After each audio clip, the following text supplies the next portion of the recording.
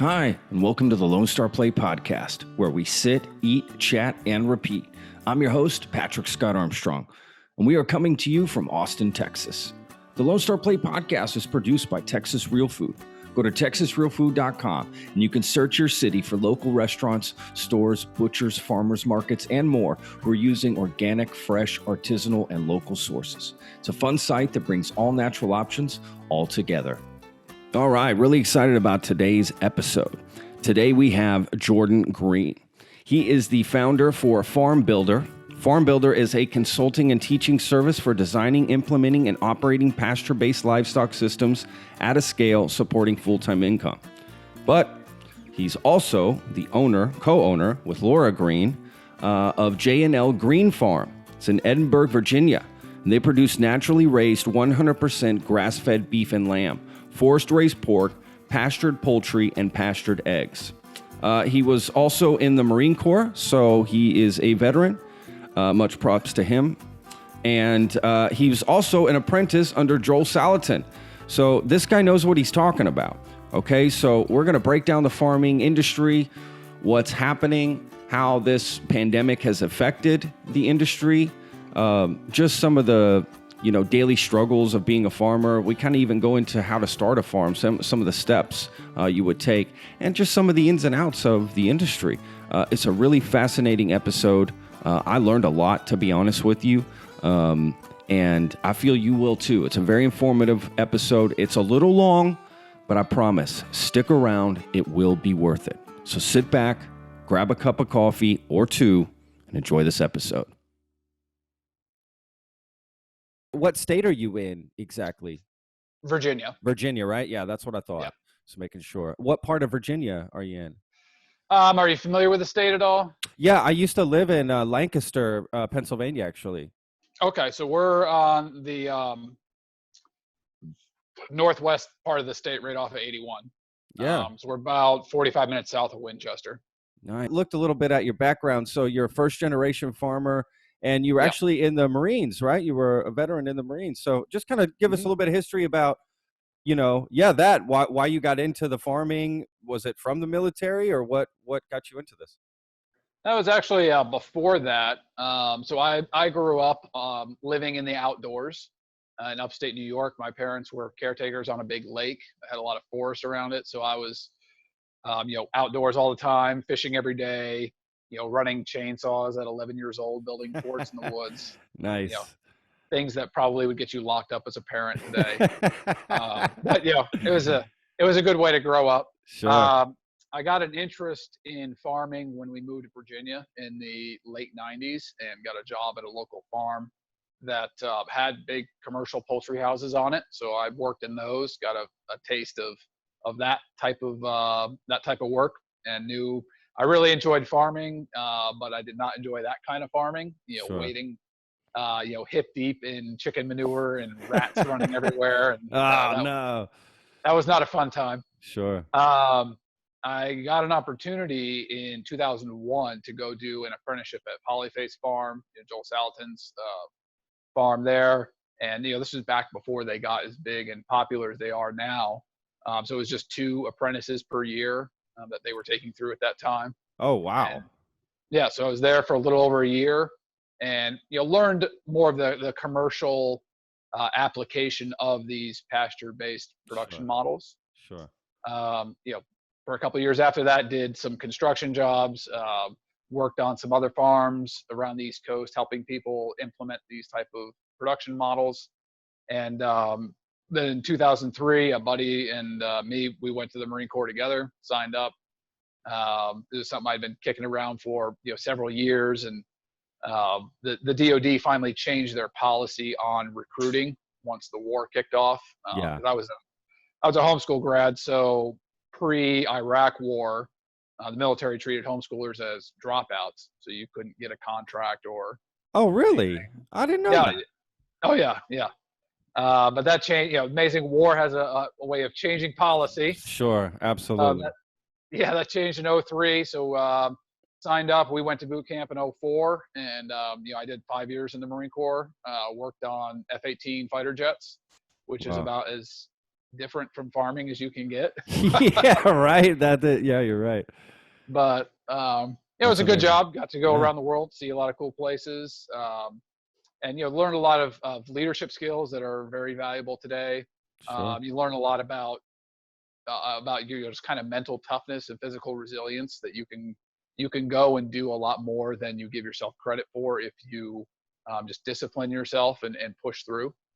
Those have been very valuable traits post military. Yeah. Uh, but my wife and I decided in 2007, 8 timeframe that 20 years in the military wasn't the most fulfilling thing for me, and I'd kind of scratched that itch to serve the country and test myself, and Sure. see if I could hang with the big dogs and all that. Yeah, yeah. So that's when we started planning to come back to Virginia and start a farm, because that's our passion, and life's mission is working in this space, and so that's what we did.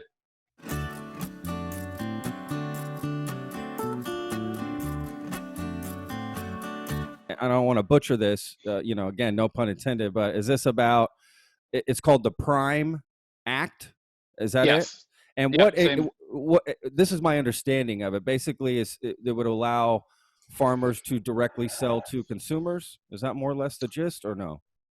What it does is, right now in most states, in order to sell meat to the consumer, you either have to take it to a USDA inspected facility if you want to sell by the piece, like what's behind here, or you can sell what's called custom exempt, or custom or exempt custom. But that's where I sell you half a cow or a whole cow, and then that can be done at one of these custom facilities where there's not the requirement of a USDA inspector to be there and the more stringent regulations on it, because technically they are not butchering animals for retail sale. They are butchering the cow I already sold you. Got it.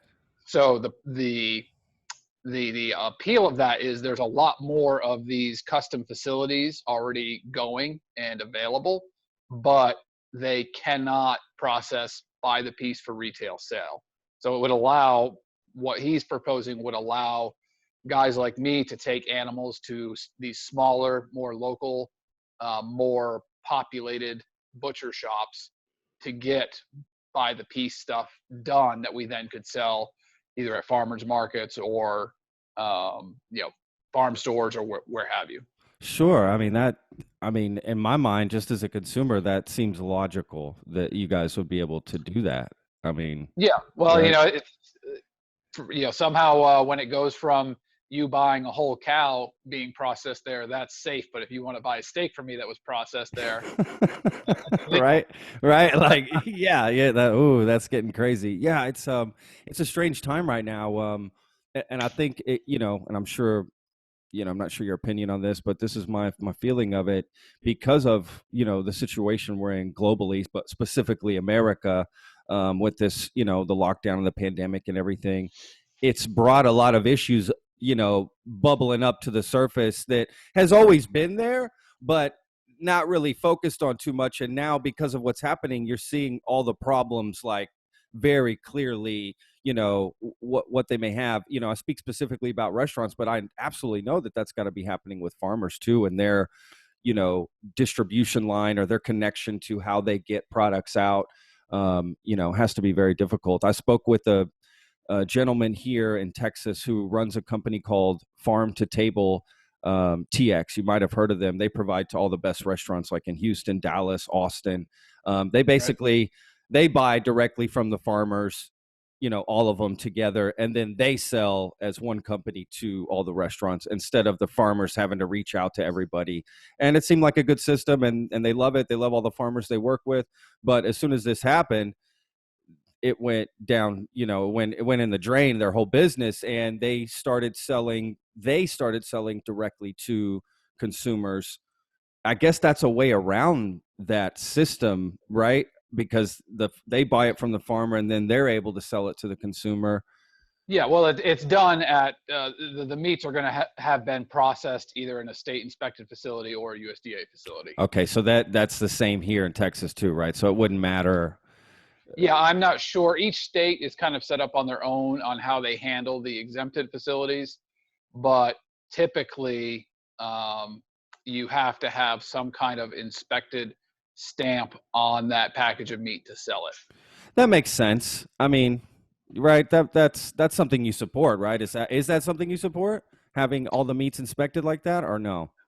Um, yeah, I think what is expected and implied with a stamp of inspection, um, those principles should be carried over to custom facilities, but I don't see the need for an inspection stamp for meat to be safe. If you look at uh, the PL 9492 regulations on exempted poultry, that allows poultry growers all over the country to harvest birds in non-inspected facilities. You know, anything from something rigged up in the backyard to nicer facilities like what we have, and that can be done in a clean and safe manner as well. Sure. So just because something has a stamp on it doesn't always mean it's a 100% safe product to consume. There always That's should true. be Yeah. there should be an element of transparency in the inspection system that's currently not there, um, and a way for customers to also opt out of the system. If you look at guys like Joel Salatin, he takes it even a step further, that he thinks there should be a food emancipation proclamation, that you can sign a liability waiver and you could buy milk from your neighbor and buy some pork when they have the hog killing, and I kind of agree with that. take your life in your own hands if you so dare. I kind of agree with that, to be honest with you. I don't see, I don't know. It's weird. Like when I lived in Europe, I lived in Spain, and they have this very much local sort of food scene in every city, right? In every little town, the food's about from what's there, the drinks, everything, the alcohol, everything Sure. you're going to consume is all local, and everything is from whatever. But we would buy stuff from our neighbors, and this guy's got an olive farm, so we buy the olive oil from him. We go pick it up at his apartment, and we buy this from this guy and that. I don't even know if they have laws for that stuff, if we were breaking the laws, but I absolutely agree with that. You should be able to do that. I honestly, yeah, I just don't see an issue with it. I mean, if you're willing to take the risk and buy it, and Yeah. you take the risk anyway when you go to a restaurant to sit down and eat something, it's the same risk. I don't know Oh, what sure. you know what I Yeah. mean? Yeah, and to me, having a connection directly with our customers, everyone who buys our product, they know exactly where it came from. It came from us, Totally. and that's going to build in accountability to the system.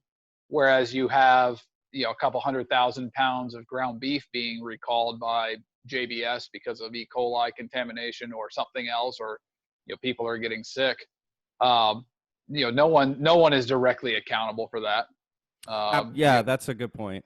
Yeah, that's a good and we point. see that happen. We see it happen over and over again. Pretty much every year, there's either a salmonella outbreak or E. coli or something that is causing a big health issue, just because of the scale of the facilities that are handling this. That if you have a contamination issue, it's going to affect hundreds of thousands of pounds of product potentially. If our little small facility here on the farm has a contamination issue, it's at the most going to be a few 100 pounds of meat. So you, Yeah. you you can't eliminate all risk, but you can mitigate a lot of risk with small scale. Well, at the same time, like you also put the power in the business owner to say, right, if you don't do the meat right and whatever, people aren't going to buy from you, right? If you're serving Sure. whatever, people just aren't going to buy from you. I mean, that's just the market itself. It reminds me of the difference in how we store eggs here as opposed to Europe, right? In Yep. Europe, Yep. they store eggs just room temperature on the shelf next to the chips, right? Like it's not a big deal. And you find out that really it's about putting the power in the farmers. Like they don't wash the eggs, so they don't need to do that or whatever. But they're basically saying if you don't clean the eggs and present them that way to the customer, like we're not going to force you to do it, but if you don't do that, people aren't going to buy from you anyway.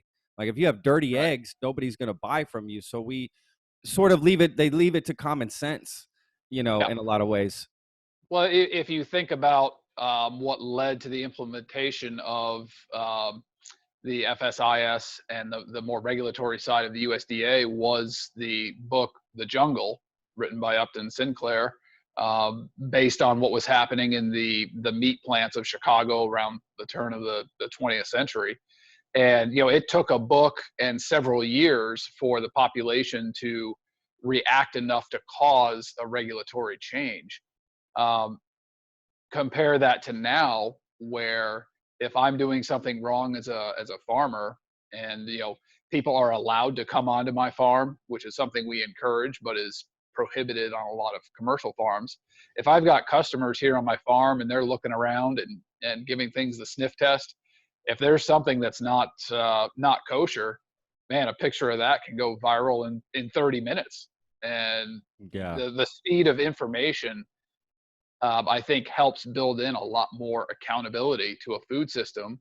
But you have to have both the producer and the consumer engaged in their food, and Yeah. that is something that a lot of people have not even thought about until now. Is I go to the grocery store to get my food, and all of a sudden now it's you go to the grocery store and the meat shelves are empty, and there's signs around saying you're allowed one bag of rice. Yeah. And Yeah, you're right. people are realizing that it's not something that's just inherently going to be there. There's actually a food chain involved. There's a lot of infrastructure involved, and there's ultimately at the end there's the people who are running the farms that are involved. Yeah, absolutely. I mean, absolutely. It's that chain. That's an interesting something I do want to talk to you. We'll segue to this. So there's this chain of sourcing that happens, right? Let's say your plate of food that you have at your dinner table. Let's go backwards, right? How many steps does it take for that piece of meat, let's just say a piece of steak, to end up on your plate, right? Going through a major company, right? There's so many steps that it takes to get on your plate. I've just, living here in Texas and supporting the local food scene and the farmers here. I think the goal here from a lot of chefs is to try to shorten that, right? To just Right. make that a shorter. So what do you see are problems with that? Like to do that? Like what's holding that up? And then what do you think can be done to get that going? Like, you're obviously part of it. You're in the you're in the battle yourself with your own, your own business like that going. Yeah, so your average piece of food at the grocery store, I don't know. I would say it's probably been through 20 phases of handling by the time it gets to you. Wow. That's crazy. From the stockers on the shelves to the delivery guys to the distribution center, coming from probably a cold storage facility, coming from a packing facility before that, and you can trace it all the way back. Really for what is impacted us as farmers the most is being the bottom man on that rope. Yeah. That I think the average right now is 13 cents on the dollar is what's actually going to the farmer. It might be a little higher or lower for some things, but the money is being made in the middle area Sure. in fabrication and distribution. Um, and something I said in the interview I did with Massey there was, if you have a business where you are setting the price for the raw material you're buying at wholesale, you set that price, and then you also set the price for the manufactured item going out the other end of the process, going out to distribution to the stores. Why would you have any motivation to change that? You're making money on both ends, and especially in the meat industry, that is where it's at right now. That you have a bottleneck at these processing facilities or packers for beef, pork, and poultry, where me as the farmer, or a commodity farmer, cannot access the retail market without my animal being sold to them. And so, I have to, putting myself in the shoes of a commodity grower, which we are not, because we looked at this and said, hey, we don't want to play a rigged game with these guys. So we became our own middle pieces in the chain. But if you're a commodity guy, you are having to sell a product at a price that you do not set at a time that may not be the most advantageous to you, to a buyer who's going to tell you how many they're going to take. Yeah. And their hands are really tied, and a lot of the power in controlling and manipulating the market is in the hands of these large packers who control, the top 4 or 5 control 90% of the market accessibility. And so that's what you see right now, especially in pork. The live price being paid to hog farmers has dropped significantly, while the wholesale price for the pork chops and bacon going out the other side has gone up quite a bit. So the farmers are getting paid less. The stores are charging more, and it's the guys in the middle who are pocketing the difference. It seems that it's that way in a lot of industry. Honestly, when you started to speak, it sounded just like you could replace a lot of words. That's the music industry. That's what artists feel like. The record companies take all the, but they're the ones actually providing the music, right? Like the farmers are the ones actually providing the food, and Right. they're not getting the full thing. I think it's a lot of it sometimes has to do with branding, right? You have these companies that want to brand a piece of meat. It's like, it's just a piece of meat. You can't brand that. I can see it can have a name from the farm it came from, but how can Right. it be a brand, right? And I think that's Right. where it gets confusing. You see Tyson chicken, just has the Tyson name over it, but it's not like Tyson grew, they had nothing to do with that chicken. They just bought it from a farmer, right? So they branded it. It's such a weird thing to me. I find that very strange.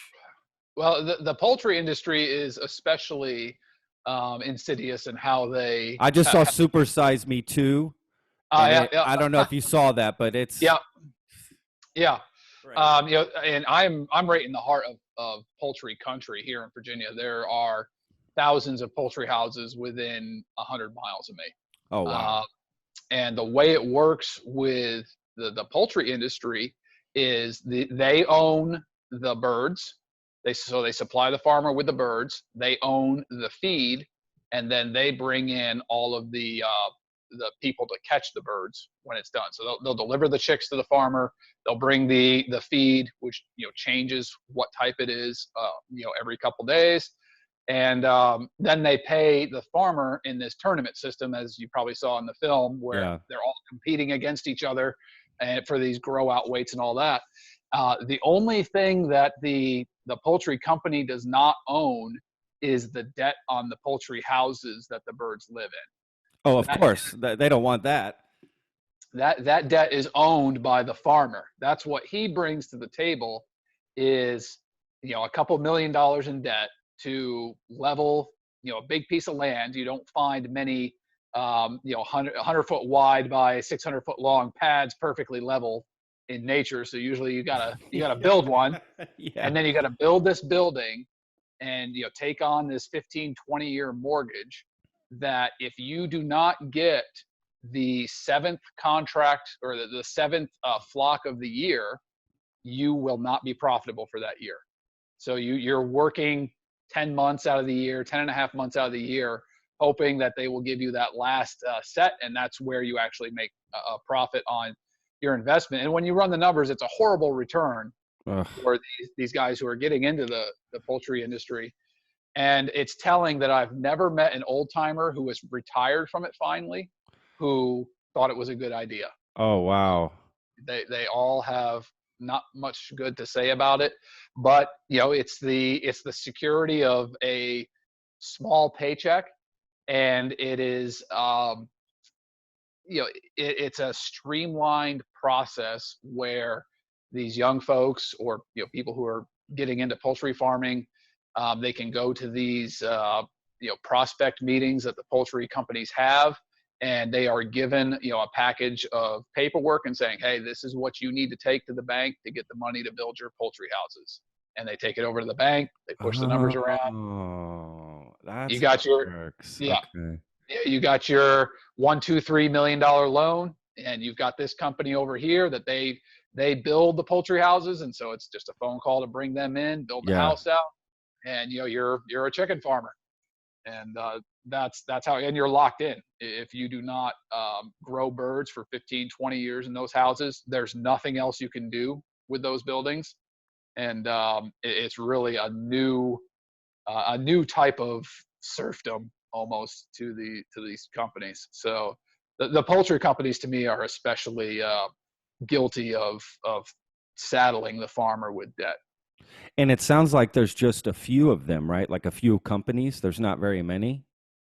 Like, Yeah, right? I would Or say 80+% of poultry in the United States is probably produced by 3 companies. really? Yeah. Dang, I knew it was a crazy. Dang, that's crazy. Okay, they might even said that in that documentary too. God, that's crazy, right? I mean, that's a monopoly in a lot of. I mean, that's crazy. That's And there, absolutely crazy. I'm not sure what the status of it is right now. I think there is a class action lawsuit against those companies for price manipulation that some growers brought on. I haven't looked into it for a while, so I don't know if it's been settled or what's going on. But what is alleged is that they were essentially communicating with each other on, Ah, what's everyone's price going to be, so we don't have these growers got it. jumping ship from one Sure. company to the other. I completely believe that. I 1000% believe that they would do that, especially from the grower aspect, like, making sure that they don't get together and try to get a better price or whatever. I'll go to this company. I mean, I absolutely believe that they would do something like that. That's so crazy. Yeah, You know, I would not put it past them. yeah, I would not put it past them either. That makes if they're making business decisions already in that line, that's just another business decision, right? It's protecting the bottom dollar at the end of the day, and why wouldn't they do that?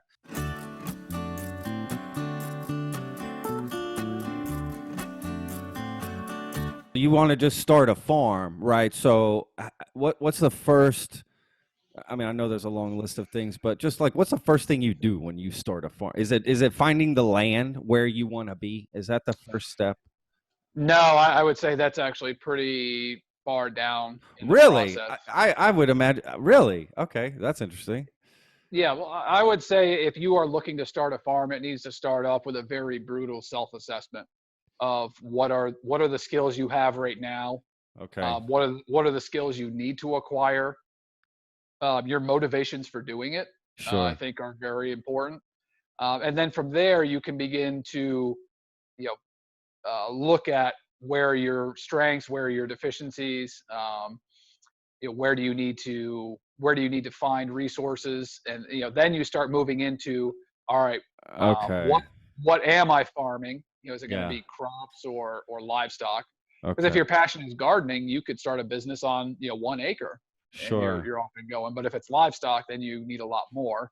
Okay. That Um, makes sense. yeah, what kind of capital can you bring to the table to start? Where are you going to market, and start running down those more granular details of the process. But it's got to start by examining the 6 inches between your ears. If your mind and if your mind and heart aren't in the right place, you'll fail. And Sure. that's, I think, a big reason that agricultural startups, farm startups, are somewhere in the 90s as far as a failure percentile.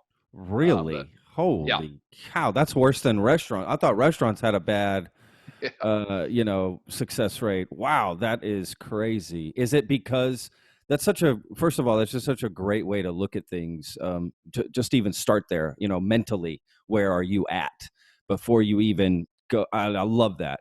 That should be with anything in life, right? No matter sure. what project you're going to get going, assess yourself that way. So, do you think that that's a big reason for that high failure rate is because people don't even start with the first step. They don't even start there. Yeah, yeah. I think a lot of people are drawn to an agricultural lifestyle or business from the romantic notion side of Okay. it, that I see. they've read the books, they've watched the YouTube channels, they I follow see. certain people on Instagram, and Uh, they see the good side of it, and there's sure. certainly a lot of there's a lot of good to it. There's a lot of, being in nature and having wonderful experiences, and all of that is true.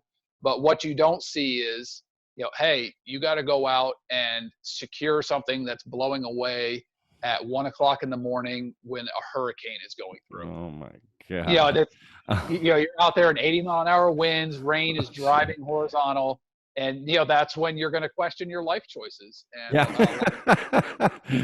Yeah. I think a lot of people get to that point and they're just like, you know what, this isn't for me. And unfortunately, that usually corresponds with the bottom of the business trough, that they've Sure. already expended the capital, and spent the time, and they're just getting to the point where they might start to get some traction and start doing something, but they're mentally and emotionally shot, and they just throw in the towel.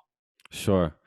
Yeah, that honestly has a lot of similarities to, things I've seen in the restaurant industry of people starting a food truck or a restaurant, same sort of thing, not seeing what it's actually going to be. And then when that moment happens, they're like, whoa, what did I get myself into?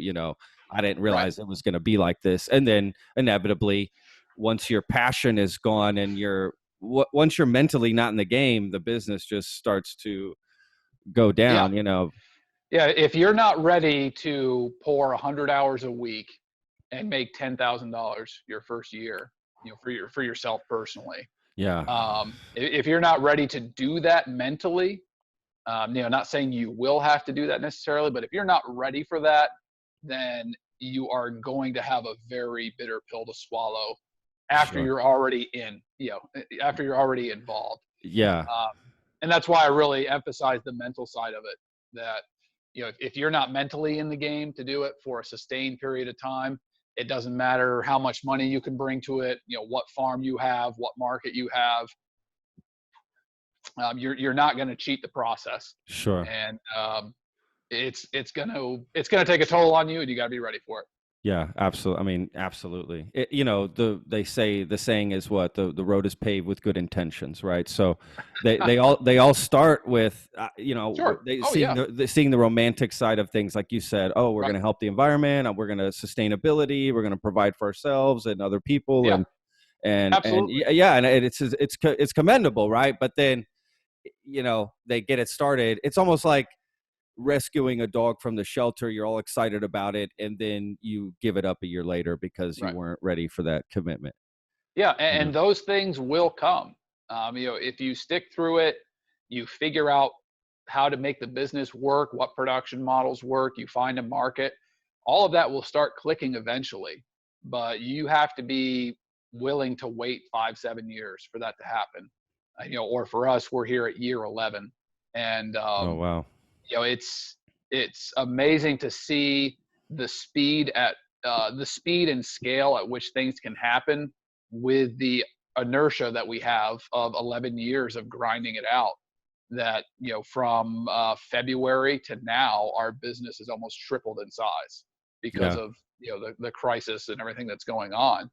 But we had the fundamentals locked in, and we were able to scale it out incredibly fast, much faster than any startup could imagine, because we've worked out a lot of the kinks on the scale side, and we were able to do it, and we're able to hire more people and collaborate with other farms that lost their businesses, and oh man. that lost their market, Yeah, to bring in product that is grown in a similar production model to ours, so it meets our integrity standards. And it's a good feeling to know that, hey, not only are we being successful, but we're also helping save other farms, and we are employing people who are out of work, and we're able to do all these things with this business that is going to benefit the community. But we had to do the 10 years to get to this point with it. sure, of course. Yeah, you got to put in a lot of work. I mean, it's not an easy business, right? I mean, you're literally in the nitty gritty of things. It's not an easy business to get into if you don't have an absolute love and passion for it, right? It's just not gonna happen. Let me ask you about the current state of things. Like, you've had to, obviously, I'm sure, make some pivots. Friends of yours, I'm sure, own farms, right? I'm sure that's you're completely involved in this. Like, what are you seeing what are the issues you're seeing farmers are having? Some of the biggest issues you see them having right now with everything. Well, certainly there's a huge polarity in what's happening based on the type of farm that you are. Commodity farms, especially on the produce and meat side, are experiencing some truly horrendous things right now. That you've probably seen it in the news about these depopulations of hogs and poultry. Yeah. That the it's basically an overproduction and an inability to move them through processing. So And they they're just have nowhere to go. yeah, they've got nowhere to go. They just have nowhere to go. Yeah, so I'm pulling this number off the top of my head, but it's probably pretty close. They have to process something like 2 million pigs a day Oh, in order to keep the Jesus. wheels moving smoothly. It might even be 2.7 million. It's roughly 2.8 billion pounds per month of pork is pushed through these processing plants. And if they do not process that much, the pipeline's coming. And just read an article earlier today that the hog industry especially, I think, got trapped in a pincer of kind of their own greed and anticipation of the trade deal with China, and then on the other side, the effects that coronavirus is having on their ability to process. So they were already running at 100%, 9% growth in the pork industry just in the first quarter of this year. Oh, wow. And all of a sudden, 30% of their processing capability is offline. Well, that's 100,000 pigs a day, and they got to go somewhere. Sure. And for a little while, they can stack them up in the barns, but then you're backing up to your nursery operations and your piglet farms, and now they've got nowhere to put the piglets. Oh, And Jesus. so, what's happening right now here in the first week of May is you have farrowing farms that are giving their sows shots to cause abortions, so they will abort the litter. You have some piglet depopulations going on where they're just killing piglets, all the way up to finishing farms where JBS opened up one of their shut down plants last week just to kill pigs, and so they're bringing in tractor trailers of fat pigs ready for slaughter. They're killing them, throwing them on a dump truck, taking them to the landfill. I was just going to ask what they do with them. So they just take them to a landfill. Yep. This is crazy. So and it's not going to stop, right? I mean, right now, why would it stop any day now, right? You can't stop it. Yeah, you can't stop it until these plants are back online, which even when they open back up, that doesn't mean they're at capacity. It's going to take a long time to, the Titanic does not turn easily. So when you say long time, do you think, a couple months or a couple years?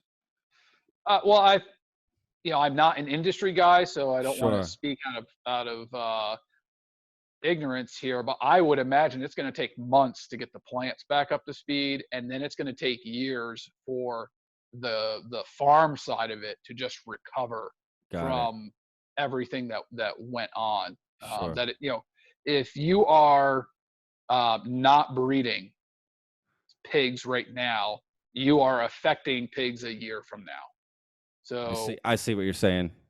Every day that a sow farm does not rebreed those sows, that is affecting pork 10, 12 months down the road. I see what you're saying. Oh my God. Is this happening with all livestock that's sold for slaughter? And is it happening with produce and fruits as well? Like, is this what's happening? It's especially prevalent right now with pork and poultry. They're beginning to gas a lot of poultry houses here on the East Coast. I think Delaware killed a couple million last week. They gas them? Oh. Well, it's like a foam that they spray in the houses God, this is so hard for me as just a, normal dude sitting in my house, just like, I don't work on a farm, this is, oh God. It's an oxygen displacing foam, basically, that they pump the house full of, and it kills the birds in 10, 15 minutes. And that sounds horrific. It's nothing pretty to see. Yeah, it sounds like the worst rave foam party on the planet. They die afterwards. I mean, it's like that it kills you. It kills you. Oh, Jesus. I think with beef, they are not at the point of depopulating because cows you can just put out in the pasture. And, Oh, I I think see. they're trying to, it's certainly causing disruption on the market of beef and the price that they're getting. And, it's starting to stack up behind, but it's not causing an issue where they're like, well, go get your 1911 45 ACP and, we're going to go to work killing animals. So, but produce, from what I've seen, is just as hard hit right now because they, the majority of food that's produced in the United States is produced for institutional buyers. It's not produced for retail sale.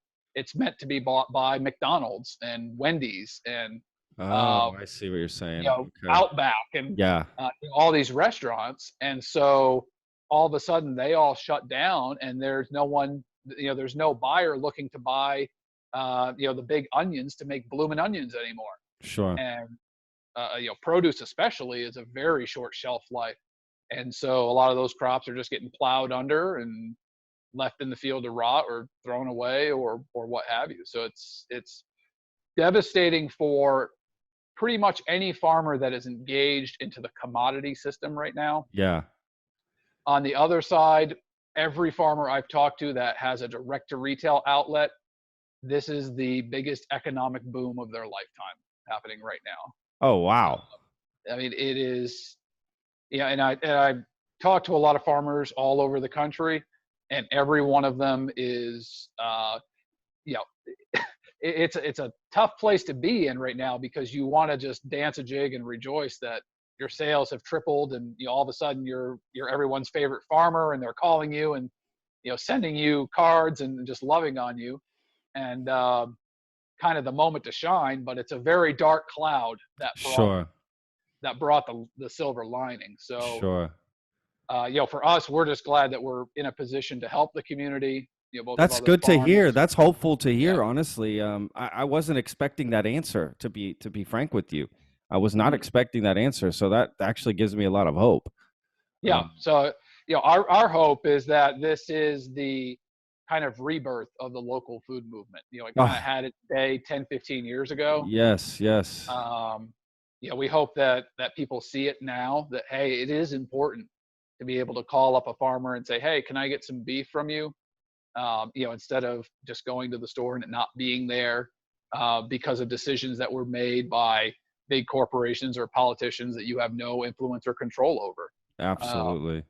So, yeah, it's a two-edged sword for us right now that we're in one of the biggest expansions of our farm. That's kind of universal with other farms that are direct to retail, but it's also at a time when there's a lot of desperation, out there in the public. Sure. Absolutely. It's a tough time for everybody, right? That's the one thing about this particular issue is that no matter who you speak to, they're going through this. And that's what's very unusual about this because usually something happens, it affects a particular region or state or city or whatever it may be, another country. Um, Right. you know, this is something that's absolutely crazy affecting every industry. And, look, some people are coming out on top of this. There's always opportunities in times like these. It is what it is. I'm actually happy to hear about the farmers coming through on this. And I hope my hope is that it stays, right? That it Yeah. sticks. What steps can consumers like myself, people like me, what can we do to help make this stick? Oh, excuse me. Well, the most important thing would be to stick around after it's over. Just keep Um, buying, right? Keep calling, yeah, keep buying, okay. yeah. Especially with meat, if I want to birth more cows to have steak, that's a 30-month decision. I don't have that steak till 30 months from the decision to breed that mama cow. Yeah. With a pig, it's a year. The shortest one would be chicken, and that is about 8 weeks for the chicken to grow out, but it's another 4 that it's in the incubator. So it's really about a 12, 15-week decision cycle on those. And that's kind of the thing that we're most concerned about right now is we're doing all of this ramping up of infrastructure and, new people and all this other stuff that we need to grow more. But will the demand melt away as fast as it exploded? And that's kind of the unknown. And for us, it's about being very flexible, having a finger on the pulse of what the market is doing, but then also showing, look, this is the greatest opportunity that has ever come along. When you look at it from a marketing opportunity, that customers are literally, climbing out of their cars and standing in line, lining up cars down the road. I've seen it, at some farms. This is a huge opportunity to show the public what, our farm is about, or for other farms, what their farm is all about, and actually do the work of what it takes to keep a customer, because we can't compete with Walmart or, HEB down there in Texas, these other big chains. We can't compete with them on price, but what we can beat them on is customer service and the quality of the product. And so the task from a marketing side right now is to really emphasize on that relationship with each customer, to help meet their needs and to show them this is a high quality product. Our customer service is going to be fantastic. And if 50% of them stick around when all this is over, that is a huge success, I would say. That's probably a pretty good guess, actually. 1 out of every 2 people would want to stick. Some people just, like shopping at the grocery store that they shop at, right? Because it's right down the street from them. They make with a one trip, they go. Let me ask you this. What do you say to that person that's like, look, I work 2 jobs, right? I don't have time to do all this stuff. So I just want to go to the grocery store, and one trip, I can get all my meats there and it's cheaper. Why should I pay more? What do you say to somebody like that? Well, for me personally, I gauge my responses kind of on the individual person. If it's a more nuanced, technical, and detailed person, then we'll have that discussion. A genuine, just someone genuinely like, why should I buy from you and not just buy from, the store because it's cheaper? Now, they're only thinking about price, mind you. That's all they're thinking about, price. Right. Frankly, if someone is shopping only on price, I'm not going to try to talk them out of it. I will say, hey, you're a working mom. You've got 6 kids, that are all, teenage boys, and they're a bunch of carnivore savages. And, it's going to be very expensive to buy all your meat from us. But what I would say in a more general sense is, like, look at what's going on right now. That the reason you can't get a steak at the store right now, or you're limited to 1 or 2 packages of ground beef, is because of the consolidation that has happened in this industry over the last 60 to 80 years. Because of the loss of small and local butcher shops and processing centers.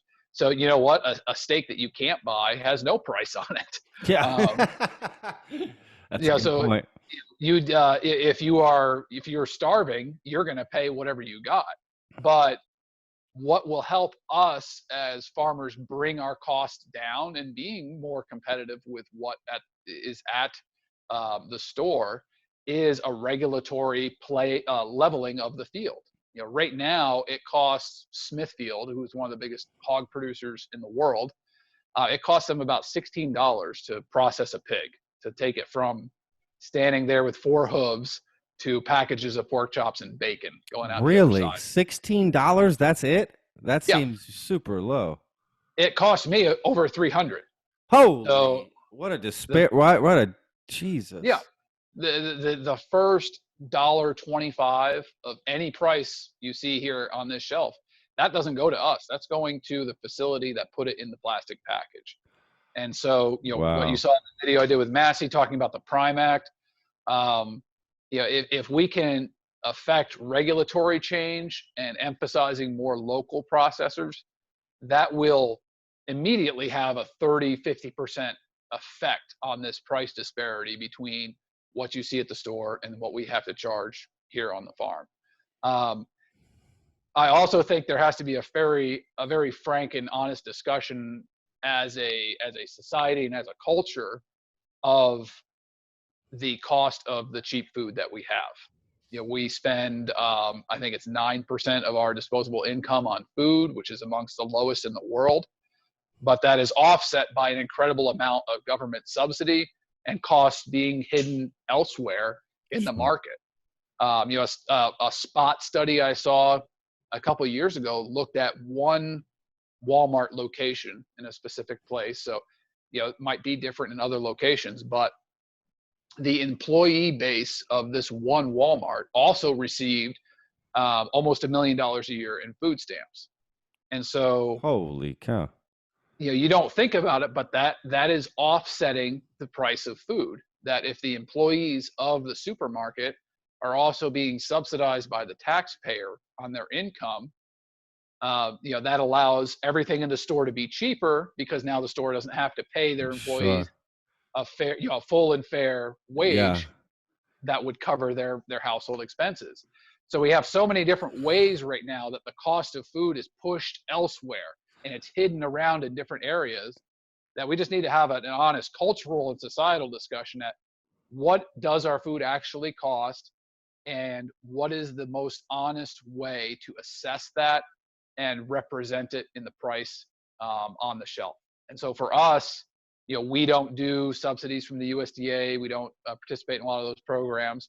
We try to have the price of our product here represent the cost of what it took for us to produce it, for us to pay the people who work here, a livable wage, for us to pay the people that we're buying our cows from a fair price for their stuff and the grain and all this other things, to try to have a holistic, symbiotic approach to this production model.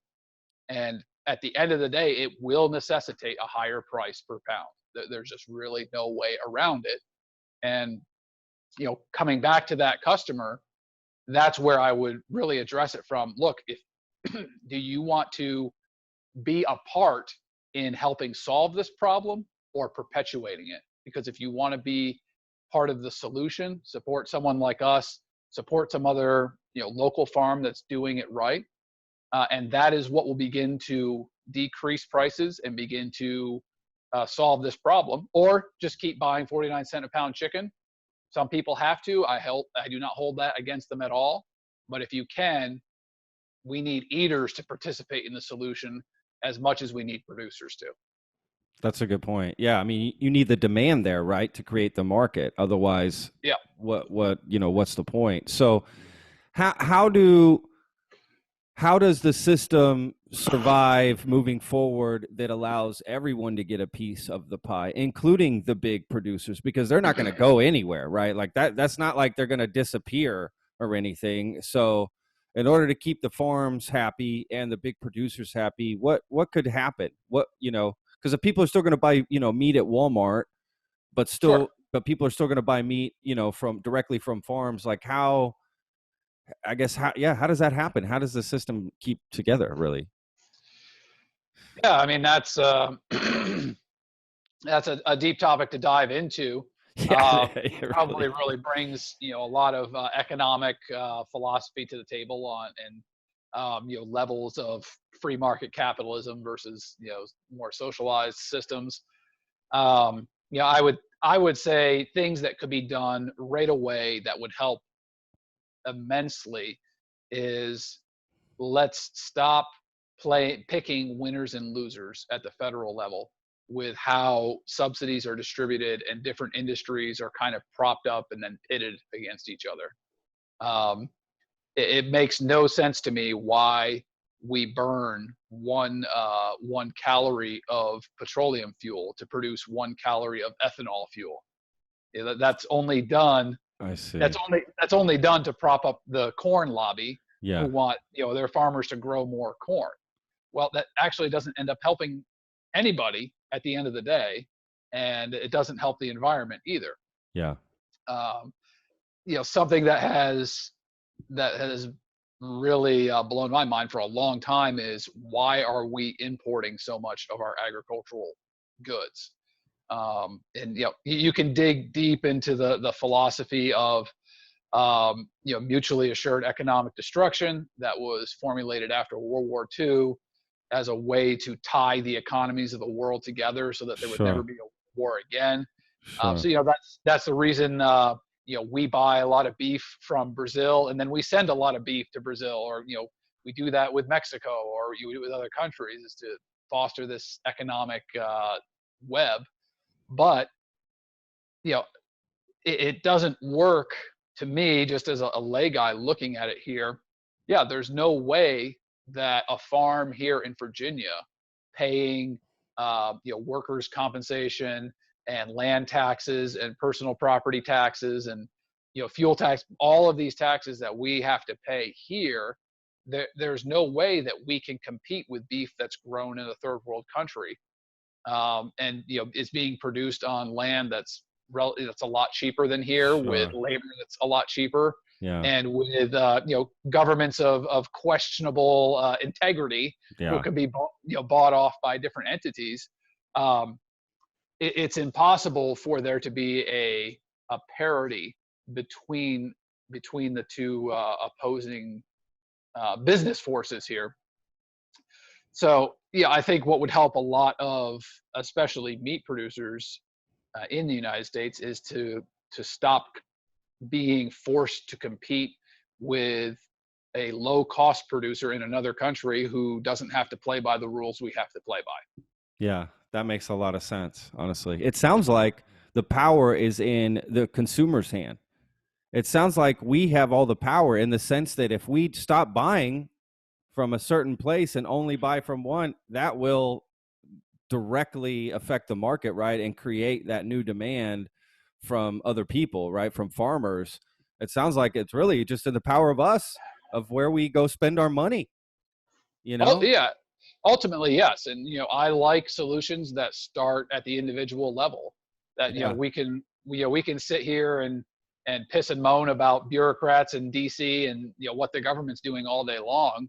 But if we're still going down and buying the cheapest stuff we can that's being imported from who knows where, Totally. Well, talk is cheap. Just cruise social media for a little while and you'll see a lot of free talk. Yeah. But actually putting dollars into action requires some real buy-in from people. And yeah, I think that's where it's got to start, is as many people as possible taking that responsibility for themselves, which is such a novel concept in this day and age.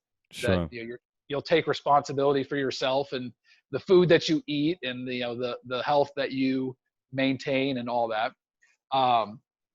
If enough people do that, that begins to turn a tide, and that's when politicians begin to take notice, and that's when policy begins to change, is when there's enough people telling those guys, hey, you need to do this, and break up this business cartel or monopoly, or else we're not going to vote for you anymore.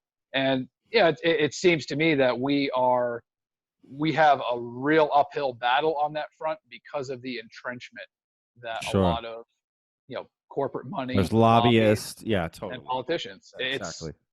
I made a joke that DC lobbyists, regulators, and in industry executives all drink out of the same coffee pot every morning. Their offices are right next to each other. Yeah, that's true. You had the last Secretary of Agriculture, Tom Vilsack. He was, I think, the governor of Iowa before that, and he became the Secretary of Ag for the Obama administration. And then when he left that, he went directly to work for one of the biggest dairy lobbies in the country. And oh wow! So, and that's very common. I mean, you see that in the tobacco industry too. You see the same sort of, it's the foxes and the hens are interchangeable. It's so crazy, right? You don't know who. It's like when cigarette companies provide studies against smoking, right? They fund these weird.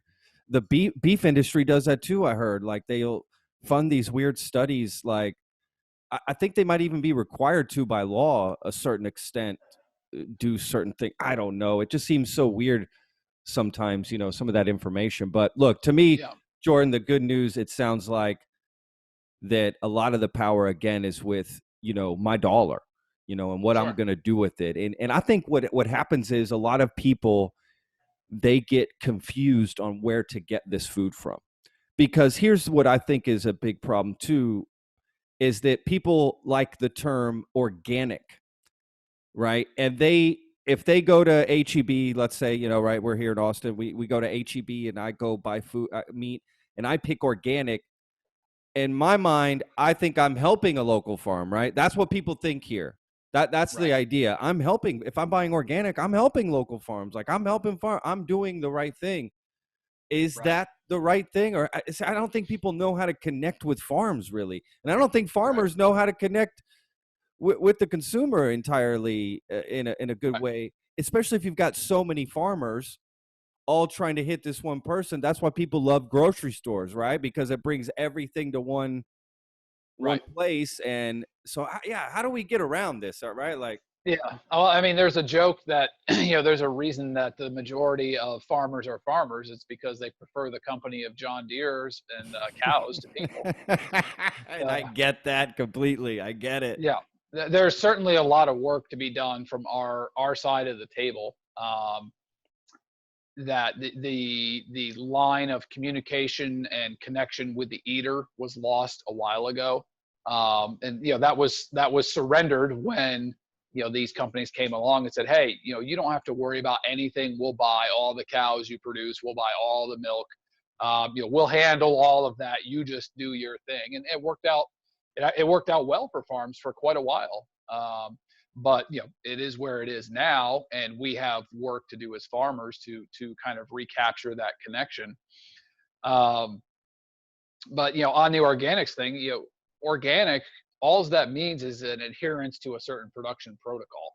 Totally. Okay. I mean, 100%, right? Yeah, Like those I mean, i terms. can i can probably go buy certified organic stuff from California, here in Virginia, and that really doesn't help that farmer any more than if he was growing commercial commodity type of stuff. I see what you're Uh, saying. Yeah. it's an additional certification that he's paying extra to get, Because and it's a a term, like, right, like a term that jumps off the shelf at people when they see right, it. They think, yeah, again, that it makes you feel like you're doing the right thing. I'm buying organic. I'm eating the right way. I'm helping right, farmers. That's literally what people attest it to, but it's really right. not.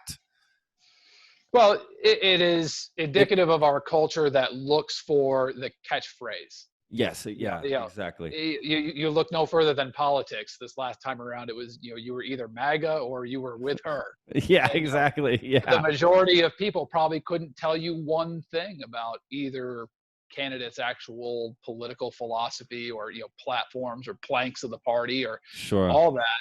Good point. So it's we are so busy with our lives that if someone else presents us with a shiny label, that's good enough. We'll take it. Yeah, we'll take it. And Packaging, uh, right? It's about the yeah, packaging. and there are incredible amounts of money spent on marketing agencies to figure out font style, lettering, Yeah, you're right. color. Yep. Yep. A poultry company here in the Shenandoah Valley that is trying to capture the organic chicken market. They are using the same type of houses that the industry is using, the same birds. Their processing facility was one that they bought, that had gone under from the industry. Really, not a whole lot of difference in their production model from a product standpoint. A little bit different on how it's set up from the business side for the individual farmers.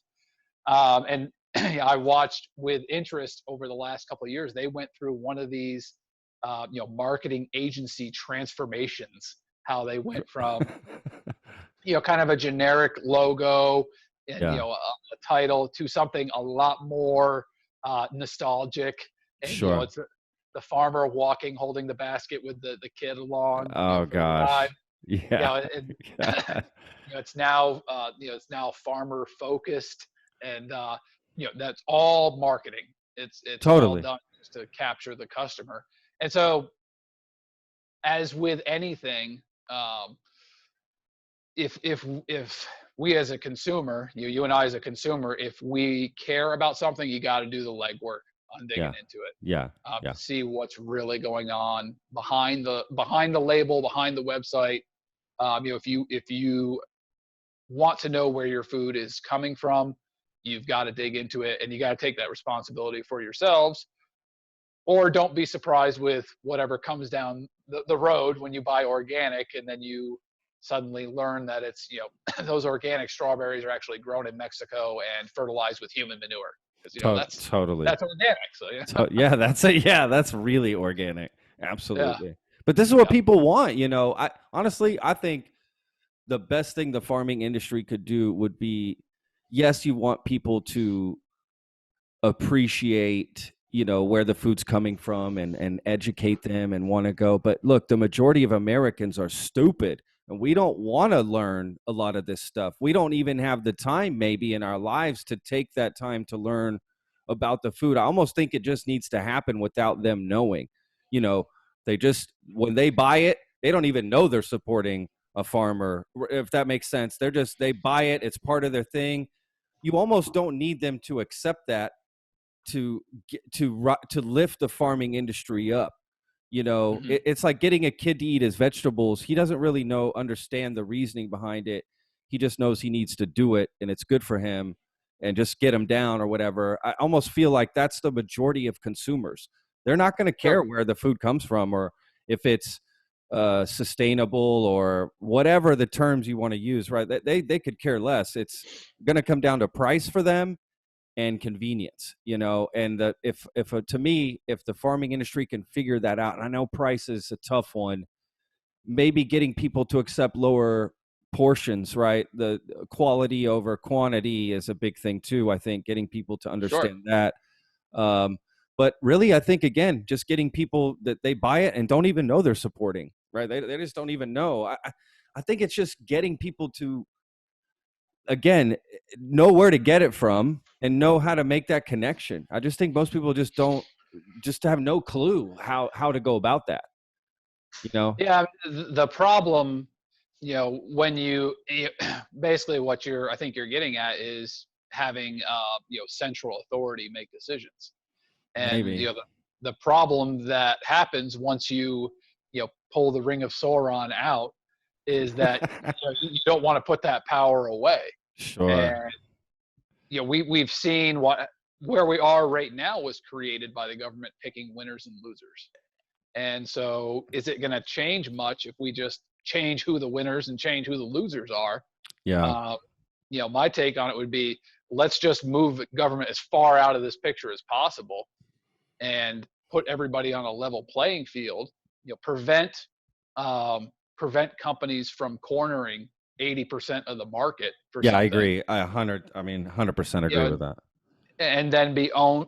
These companies are owned by capital interests outside of the country. And nothing against other countries. I've been to a lot of other countries, and there's things about them that I love and people that I love. And but they're what is the priority in their mind is not the best interest of Americans. I can Sure. tell you that. Oh, of And course. it shouldn't be. They Why? shouldn't Yeah. have. Why would it be? Yeah. Why would it be? And why would ours be somebody else's? Yeah. You know. So I would say let's start off with leveling the playing field, loosen up regulation, stop picking winners and losers at the federal level. Break up these monopolies that are strangleholding the processing pipeline, and see what happens there. And I think there's always going to be a percentage of people who don't care that they're going to eat. Yes, Just take. that's the majority. I mean, I hate to say it. I mean, I'm not trying to be a downer, but that's just a lot of people that I know are like that. They are never going to care. That's Yeah. just the gist. It doesn't matter what you show them, what documentary, what stats. Take them to as many farms as you want. Show them as many videos. Right. They're not gonna give two craps. They just want to drink on the weekends and party. And again, that's why it's almost like we just have to slip it in there. It's like you're supporting farmers, you don't even know it. Great. They I don't Well, I know. think if we stop picking winners and losers, a lot of that will start to fix itself. That all of a sudden, soda will be a lot more expensive because sugar is no longer offset with subsidies and made to be the cheapest commodity out there. Yeah, You would think twice if the 2 liters of soda was $5 instead of 99 cents. I agree with that. You might think twice about a hamburger from XYZ food, fast food place, if it was twice as expensive, because now they are having to pay, a fair wage to their workers, and they're also having to pay the cost of the the footprint of their business. I was Whether just it's going to ask you about that. Like, do you think if fast food places, because I just, coming from the restaurant industry, I'm not a big fan of the typical fast food place. Not to say that I have never eaten at them. I do. And, I'm sure, ashamed. I'm usually in a hoodie in the corner parking lot, downing a Big Mac. Like, I hope nobody sees me because I I come from food and I shouldn't be eating this, but I get it. It happens. You do it here sure, and there. sure. Um, but do you think if those companies were, because like you said, they're the ones, like all the produce and all the what, it's going to a lot of these businesses. So do you think if they were the ones to start making the change, as that's how it would happen? Again, you go to McDonald's and you buy a Big Mac. If we just slid in actual good stuff that's good for you, right? Good meat in there, and you ate it the same. Could we do that, right? Like, is that possible? I guess the price difference is really what would be, right? That's what would be the shock factor, maybe. Price plays a part. I think education is a big part of it. Yeah. So reeling it all the way back to us as farmers here, we grow and sell thousands of chickens every year on the farm. The easiest thing for us to butcher and sell is a whole chicken. It's not cut up. It's just the whole bird. It's been processed. It's a roasting chicken. Yeah. But people don't want whole chickens. They want pieces of chickens. And Yeah. so our challenge then is we have the extra cost of doing that, which is fine. But then we have this different, we have all these different pieces in the freezer. And, what do you think is the chicken cut everyone wants? The breast. Yes, 100%. And so in order for us to have a smooth inventory flow, chicken breast has to be $12 a pound and chicken wings have to be $3. Oh my gosh. In order for the inventory to flow smoothly. Sure. Now, for the same amount of money someone pays for a pound and a half of chicken breast, they could buy the whole bird that the breast came off of too. I love that. So, that part is education for people to say, hey, and we've done this on our farm. We've had how to cut up a chicken class. Yeah. It literally takes 2 minutes. Totally. With any decent knife skills. Yeah. And you have the breast, and now you have the thighs and the drumsticks and the wings, and you've got the back that you could cook down for soup. So you could take, for the same money, you could now have 3-4 times as many portions or meals as you would just have for buying the breast. But eaters are so conditioned to just wanting boneless, skinless breast that they're willing to pay whatever it takes just to have that, instead of educating themselves a little bit on how to break down the whole bird. I mean, so you're that, 100% right. That I think is the consumer side of it, that we can help as farmers, but also just more of our education system and our food literacy. That's a great point. Yeah. Hey, food can be cheap if you buy potatoes by the 20-pound bag, or you buy onions by 10-pound lots, or you buy tomatoes whole and can them yourselves, or you buy a whole chicken, or all That's a good point. Yeah. You mentioned earlier about convenience and price. I've noticed it's a very consistent correlation that the market will tolerate a higher price the closer a product is in convenience to consumption. Absolutely. So, of course. So your average person on the street, they wouldn't pay $10 for a whole pig because they'd have no idea what to do with the thing. Exactly. But you can go to the 7-Eleven down the street and you can buy a package of Jack Link's smoked bacon, and it's sold by the ounce. So you're paying like $7 for it. And you don't really look at the ounces on it, but that's actually $48 a pound is what you're paying. Yeah. Oh, that's crazy. That little snack on the way home from work that you're buying. Yeah. And with a little bit of food literacy, you could make that yourself. You could Yeah. buy a whole side of bacon, or you could get a whole side if you bought half a pig, and you could make that stuff yourself. But And it would be better for you.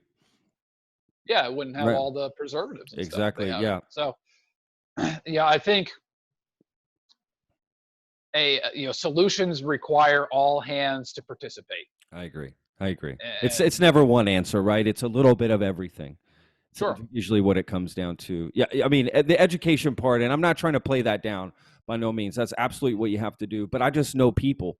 I just know how people are, and you can try to yeah, get people on board with something, that seems so obvious and so whatever. They just aren't going to do it. yeah. It's just that's Well, just. look at smoking. Everyone knows smoking is bad for you. The government taxes the crap out of it. People still smoke. I smoke. I know it's bad for me. Well, there you go. Like Um, I'm an idiot, and I know it. And I know. Look, there's no smoker that knows it's not bad for them. right. That But the fundamental question should be: Why do Do I do it? you have? Well, it should be: Do you have the personal autonomy to decide that for yourself? Yeah, that's a Yeah. good point. Yeah, and I Should do. I should mean, be yeah, I don't know. I mean, it's such a weird thing. Like, I like smoking, to be honest with you. I like Mhm. it. There's something about this conversation sort of thing with it. I don't know. There's just something Yeah. about smoking. Now, I roll my own cigarettes. I've been doing that for Okay. 10 years, so I don't smoke as much as probably a Right. Right. normal smoker that bought. Not a three packer. Yeah, I'm not at all. My God, not even close. I can actually smoke one cigarette for like 3 hours, the same Okay. cigarette, because when you roll Right. it yourself, you use a different paper, different Sure. filter. It doesn't burn on its own. So it's Right. more like smoking like an old school pipe on a Right. rocking chair on a patio. Your Sure. grandpa used to Sure. do, right? So it's more like that. But either way, I know it's bad for me, but I still do it. I mean, that's just people in general. We all do a lot of things that are Yeah. we know just aren't good for us. But convenience, I mean, it just for some people, it's everything in their life. I mean, I just think about luxury sometimes. Like sometimes different thoughts, eating organic, eating right, is a luxury for some people. They, For they don't sure. they don't even have the time to think about stuff like that. Like I was saying before, some people just have 3 jobs, single parent, maybe live in a bad neighborhood, living not even paycheck to paycheck, worse than that even. And just if you're going to try to stop and talk to them about, eating organic and supporting farmers, and I mean, they're just going to look at you cross-eyed like, what are you even talking about, bitch? I'm just trying to stay alive over here, Yeah. so, and I just know there's a lot of people like that. And I just worry about how to reach them, because Right. that's really winning the game, because Right. that's the majority of people. Getting people on your side with common sense is easy. You show them one video, Blackfish or whatever that movie was, Blackwater. All of a sudden, everyone hates SeaWorld, right? It's real easy to get, Right. especially liberals, on board with something like that. It's very easy to get them on board with it, but it's the other people, the harder Sure. people to hit. That's where I feel the game can be won, is getting them on board, and that's what I don't know. And again, that's why it has to be something that they don't even know they're doing. It has to be Yeah. something they just don't even know they're supporting, in a weird way. I See, don't know. certainly affording to eat well and having the mindfulness to do so is a luxury that not everyone has. Yeah. I can appreciate that, and I can agree with that. I also think it's um, a travesty that our government classifies sugar as a food group, essentially. That's That crazy. Yeah. you know why can someone who is on food stamps, and again, not judging that person for being on it, but why is it that they can go buy soda with that, but they can't go buy lettuce from their neighbor with that? That's a great point. And Great point. there needs to be why can't they buy seeds for their own garden with Sure. that and just grow it themselves, or buy some chickens? Sure. um, it's the way that the assistance that's being given to these people is given in a direction that encourages the problem to continue. That's absolutely um, true. 100%. and there's been I'm sure there's been studies done on this, that The types of foods that are consumed by the lowest income demographics also contribute to the extreme cost of their healthcare later on in life. I believe it 100%. And it's interesting that the way government and medicine works here in America, that healthcare and food are two separate topics. You're right. They you should be are what you eat, right? I mean, it's that simple. for sure. Yeah.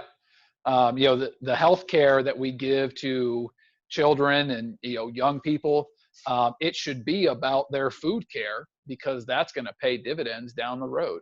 I'm sure it would be a cost savings to the government, who's paying for a lot of health care, to have healthy people to start with, instead of unhealthy people. You would think that, what about getting like farms involved with schools? You're talking about this, you're making some great points. I mean, I completely agree with you on this. Like, maybe getting, kids educated from, as a young child, right? Learning about that stuff and accepting it. Cause I see that happening in Europe, cafeterias and the food they serve children in like when I lived in Spain, dude, the stuff is amazing. The meals they get. It's nothing like the shit we got served in public school. I mean, I went to a public school, so I didn't go to private school, but we were getting, whatever, a little milk lowest thing. bid contract. I mean, right? It was just whatever. They're just mass cooking back there, plopping it on a spoon on your plate, and maybe that's a way to get people on board too.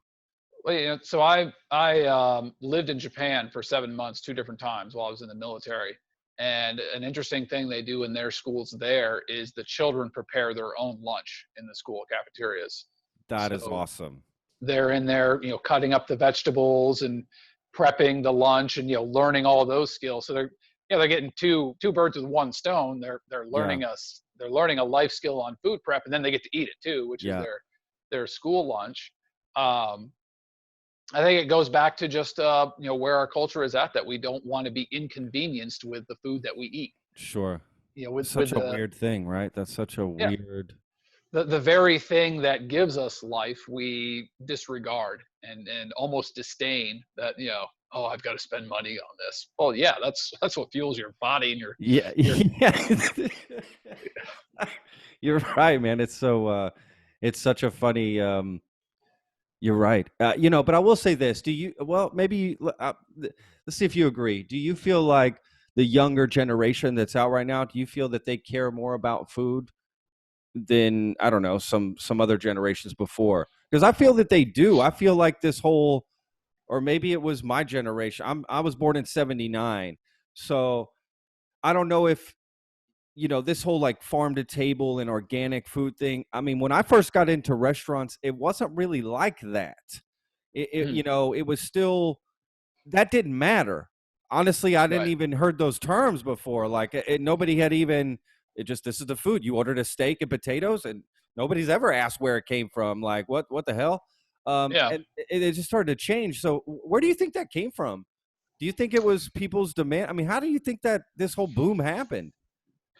Well, I think there's a lot of things that factor into it. Certainly, the availability of information now, the prevalence of nutritional knowledge could be one side. Of the environmental side, is another big issue. A lot of people in our generation. So I was born in '82. We grew up. You probably remember dialing a rotary phone when you were a kid. Of course. And then you got your first cell phone. And you're like, what is this thing? Yeah, totally. If I wanted to know something when I was a kid, I had to go dig the encyclopedia off the bookshelf. Yeah. Read Britannica up on it. Totally.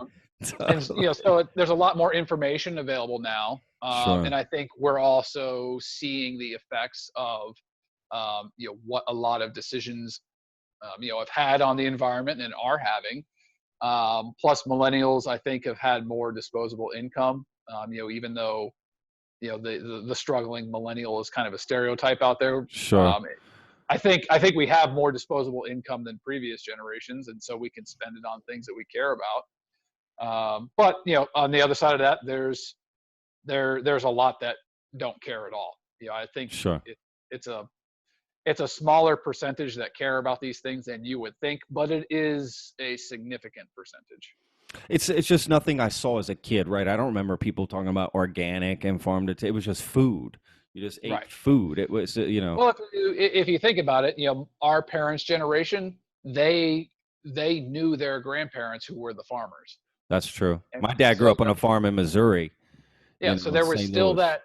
there was still that connection back of, when they're at the store looking at food, like, oh yeah, Uncle James, he's a farmer.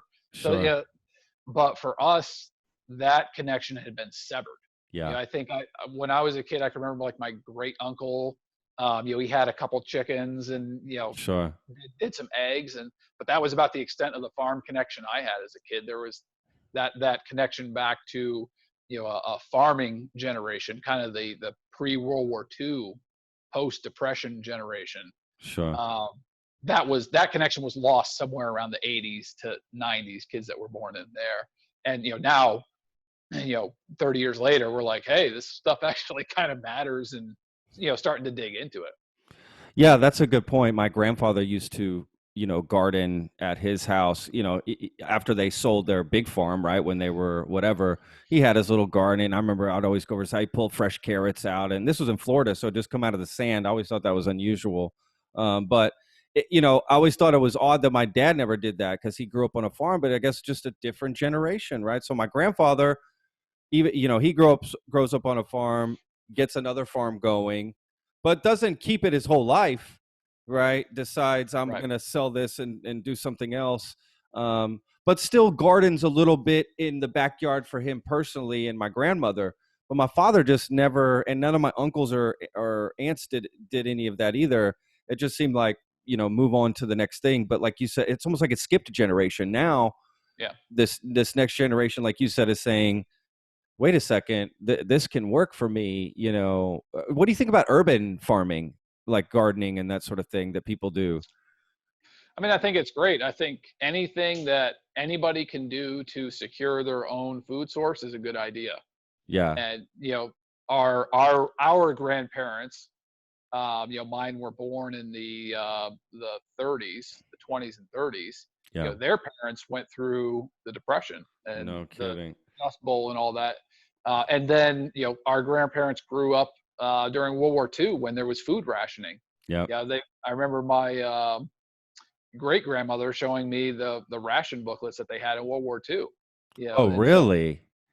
people today are whining about food shortages. Back Totally. then, you had to give them a little stamp to get some sugar. Yeah, you were Crazy. given your ration booklet, and so they had that experience in their mind of, hey, it's a good idea for me to have a garden, to have some carrots and potatoes and things around, because I might not be able to buy those or afford them. That was lost on our parents' generation because they grew up in the 50s, 60s, 70s when times were much better. Sure. Um, and that brings us right back to today. And isn't history repeating itself that a lot of people are not I would say anywhere close to what the Depression generation went through. But we're now seeing, hey, these shelves are kind of empty right now, and the news is talking about meat shortages, and everyone's out stocking up on stuff, so I better do so. Do so too. And we're seeing a little bit of a revival of the self-sufficiency, at least have a little bit of food in the house, and Yeah. you know have more than 2 meals worth of food in the fridge, because Uber Eats might not bring me something tomorrow.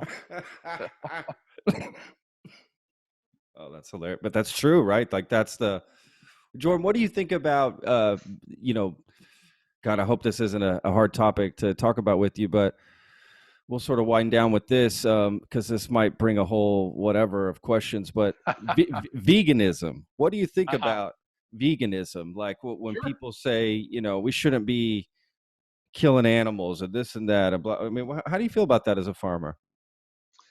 So we do farm tours as part of being open to the public farm, and we have vegans come out to them.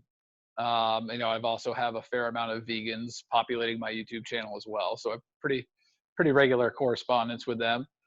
For me, I always approach it from a position of respect with two questions that I ask them. One, are you eating this way for dietary reasons, or are you eating this way for moral reasons? And depending on their answer to that question will be the direction that I take the conversation. Sure. Um, if someone's eating that way for dietary reasons, hey, good for you, man. Glad Sure. you're paying attention to your body and what works best for your food. And some people have allergies to meat now. There's this tick going around that makes you allergic to red meat. And Oh, really? Oh, Jesus Christ. I hope I yeah, don't get that. yeah, I hope I never bit, because that would not be a good day. No. So the dietary one usually wraps up pretty quickly. Yeah. But if it's somebody who is vegan for moral reasons, well, I think that's where we can have a very healthy discussion about what is the most moral way to be an excuse me what is the most moral way to be a responsible eater. Yeah. And unfortunately, there's a lot of misinformation out there.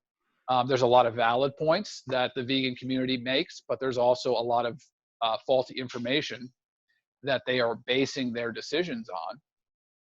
And so, one example I like to point out is, if you're a vegan for a moral reason, it's because you don't want to have animals killed. You don't Sure. want to see animals being killed. Not understanding that there is no way around an animal being killed for you to eat. And there was actually a study done in Australia a while ago where they compared the number of mammal deaths that occurred on the farm to produce 100 kilograms of human edible protein. So, as humans, we can't eat grass and turn it into protein like a cow can. We do not have that rumen that can convert the cellulose material into protein, into amino acids. So for the most part, we either have to eat meat or we have to eat very proteinaceous plants or beans, and those do not occur naturally. They have to be cultivated as well. So the study compared, we want to produce 100 kilograms of human edible protein. We're going to look at a grass-fed herbivore model, and then we're going to look at a bean-based model, and we're going to compare just mammal deaths. So this isn't insects, amphibians, everything, just mammal deaths. To produce 100 kilograms of grass-fed herbivores, that'd be lamb, goat, or beef. I think this was done with beef, but it was, I think 2.4 mammal deaths occurred. Do you want to take a guess at how many mammal deaths occurred for the 100 kilograms of plant-based protein? Oh, gosh. I have no idea. 100. Okay. It's 254. Holy cow. So what, I mean, how does that even happen? It's mice, voles, rabbits, small animals that are cut up by the tillage equipment. So you're running these huge machines over the ground. Oh, I see. You have to till the ground, then you have to cultivate it, then you have to plant it, then you have to tend those crops several times throughout the year, spray them, and then you have to harvest them, and then nursery crop them in the fall. So you have tractors and heavy equipment running over that field, 6 to 10 times in the year, as opposed to that herbivore model where it's just the herbivores doing their thing on the perennial pasture, and the farmer walking around moving them. So if we are going to make our decisions based on how many sentient lives are taken in order for us to live, the most ethical meat we could ever possibly eat is herbivore meat. It's I've never heard that argument ever, and I've talked so much about this subject. I've never heard that argument before, but absolutely makes total sense. And on top of that, the machinery you've got to run, right? So now you're talking whatever gas and this and that to the environment, equipment you've got to buy, and God, that's the vegan way of eating is extremely petroleum heavy. That's crazy. You are eating converted petroleum. Yeah. So I think there's a lot of discussion to be had on the moral landscape of vegan eating. Sure. That all's, but that's a good argument. I feel like some vegans would hear that and go, "Oh, okay, for sure." I didn't know that. Like, because I didn't know that. Like, so I'm sure vegans have because in your mind you think, how could we kill more animals by eating vegetables if I'm Right. instead of killing this animal? You don't think about Right. all the back end things that go with it. I know. All as it did is it moved the killing one step further away from you. I see what you're saying. Yeah, Yeah, you didn't around the have to see. corner, right? It's around the Yeah, corner instead. yeah, Yeah, yeah. You didn't have to see the Mercy for Animals video of a horrible capo farm. And when it comes to discussing capo operations, I'm there with the vegans saying, hey, this is a horrible production model. These sure. animals are being treated horribly. It's environmentally very damaging. It's degrading to the farmers and people who are working there. Absolutely, we'll agree all day on that. Yeah, But to take the argument to the extreme of well, that means we shouldn't eat any animals at all. totally. Wait a minute. Wait, whoa, Now whoa, whoa, whoa. Yeah, we have now thrown the baby out with the bathwater. What sure. really needs to change is our production model, not the entire food group of what we eat, because there is no way that life can happen without death. Something has to die for something to live. And it's, animal life is part of the food chain. And so I think our moral responsibility as eaters is to be the most conscientious and honoring of those species as we can. And I think it's no comparison to have 2.5 mammal deaths compared to 254. And the way that those animals would die, as Sure. opposed to the way the other animals are dying, right? They're Yeah. getting eaten up in the thing or whatever. The other animals you're going to kill to eat, hopefully it's getting done in a proper way that animal doesn't suffer, and it's Yeah. whatever, right? Yeah. Yeah, gosh, I again, mean, I've never heard that argument before. So good. yeah, if you've ever seen a fawn get sucked up into harvesting equipment, Ugh. that's a horrible sight to I see. can't even imagine, man. I'm like most Americans. I'm like most human beings in the sense that I love meat and I love eating it, but I don't have the cojones to actually kill the animal myself and prep it and break it down. And I can take, having cooked in restaurants for a long time, I don't mind getting the meat and breaking it down, whatever, from a certain set, but there's no way I'm going to be able to kill the animal. I just don't Mhm. have it in me, you know. Right. But at the same time, I want to eat meat. It's such a Right. weird Well, dichotomy. and we are evolved to eat meat. Yes, yes, That's what gave us the brain that we have. That's the reason that we are human, was an evolved trait to eat meat. So it's counter to everything in our evolutionary ancestry. Um, but that doesn't mean that we need to be just running around killing everything either. exactly. Yes, There yes, certainly needs to be a healthy discussion about the ethics involved in this process, and how do we honor the environment and the animals that are in it. I'm all about that. yeah, But to make the argument that you shouldn't even eat roadkill, that if you hit a deer, out here in the country, it's a pretty common thing for yeah. Here in Texas too, for sure, yeah. absolutely. So are you making the argument as a hypothetical vegan that if I hit a deer in the head in front of my house, I couldn't eat that? How wasteful of nature's bounty to not to not eat what the surplus is. Yeah, absolutely. I mean, honestly, yes, absolutely. Look, I'm with you in the sense that, like, I see where they're coming from, right? I see the compassion that they want to have. They don't want For these sure. animals to suffer and die, and I get it. I don't want animals to suffer and die either. But there's also the circle of life, and I get that, and Yeah. I see nothing wrong with it as long as it's done of the proper way, right? When I see these factory farming documentaries, and you just see these horrific images and these horrific things happening, and of course that turns people off and makes you. Sure. Once I saw a video about how hot dogs got made, my God, I never wanted to eat a fucking hot dog Yeah. ever again in my life. But if you think about it, what would build a more respectful and conscientious eater than an eater who has to kill what they eat? I agree, Yeah. 100%. If Yes. and I think maybe that's why like this hog depopulation that's going on, just infuriates me so much, is because I know what it takes for me to grow a pig here on my farm. on Sure. the cold winter days and on the caring for the animals, and the sheer amount of time and investment that's put into them, to just see it thrown away like that. That's the moral travesty, is I the agree. waste of it all. Yeah. But I think there would be a lot of good achieved for our society and culture if they actually had to get their hands dirty in the food that they produced, and they had to kill what they eat. Not all the time, but Sure. it's I think there is a we'll just say a spiritual experience when you kill. Yeah. I know that's something that a lot of people don't want to hear, or maybe think is a barbarian thing to say. But I've killed a lot of animals, obviously, both through farming and also through hunting. Through Yeah, hunting. Yeah.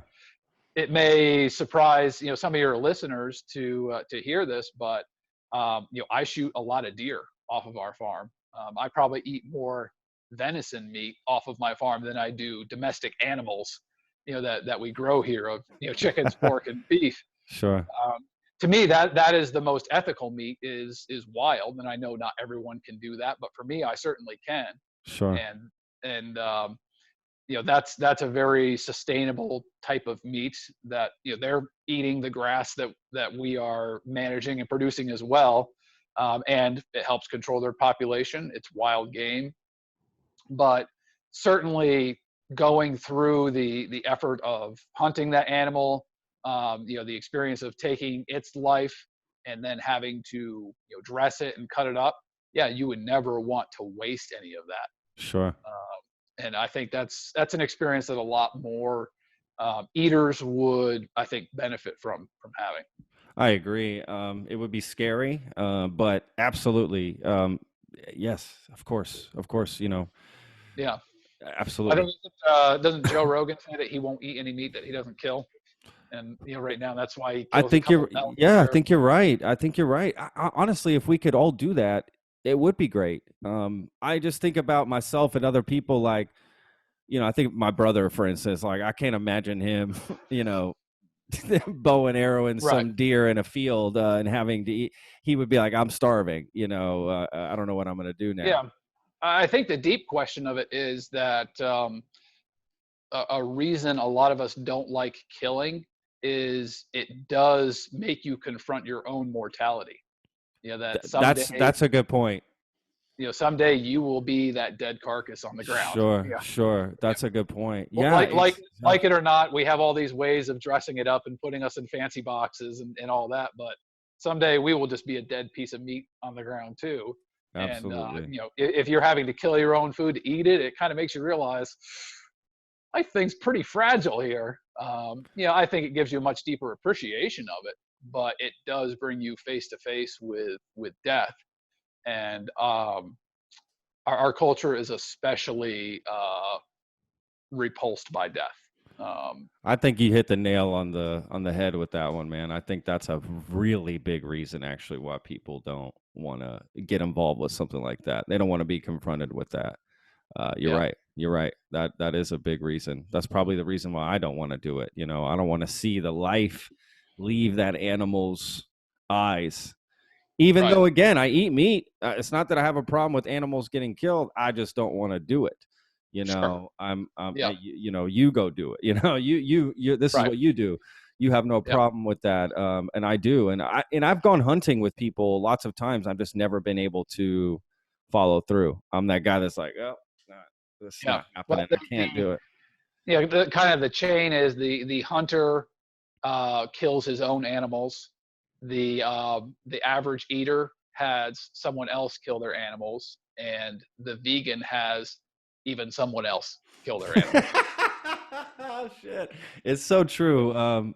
Gosh, this whole vegan thing you brought up is such a new angle that I had never looked at before. This gives me a whole new angle to look at veganism. To be honest with you, I mean, just to be completely transparent, with everybody, I was considering going vegan. Mhm.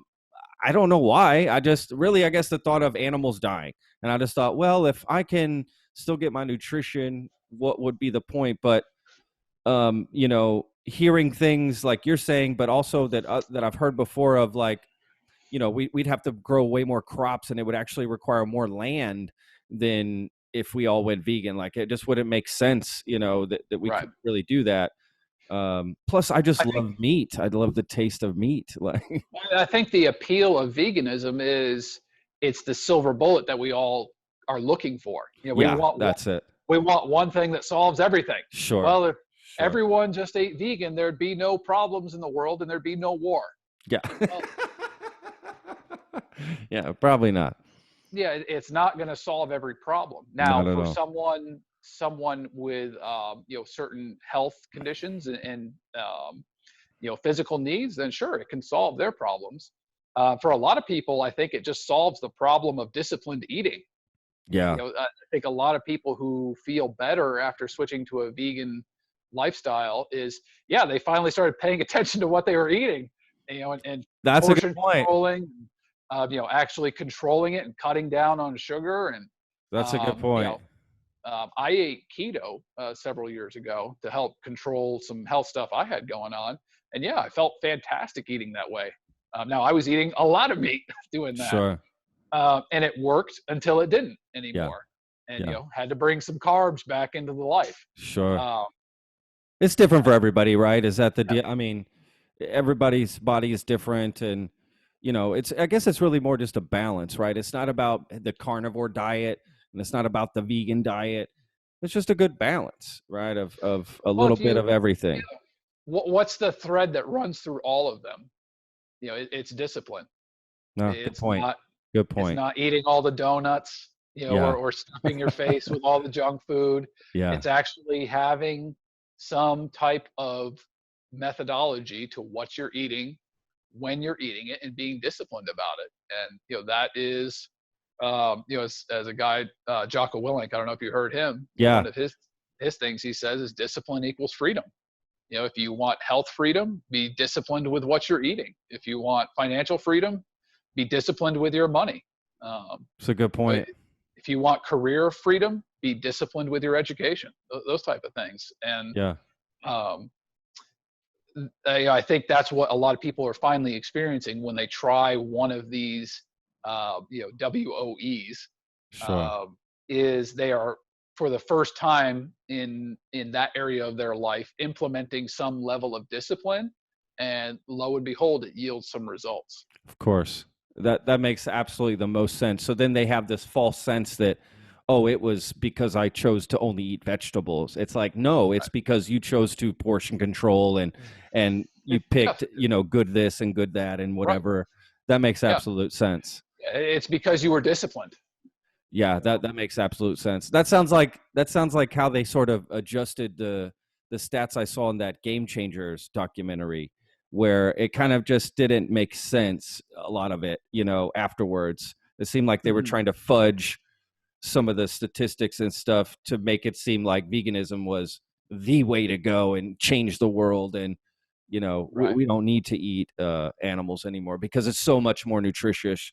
But like you said, it's really just people that were eating junk food before and all of a sudden they're eating well. Of course Yeah, they're going to change. of course they're going to change. But you could have put in a little bit of meat in their diet and then still they would have done well because they're controlling right what they're eating. Sure.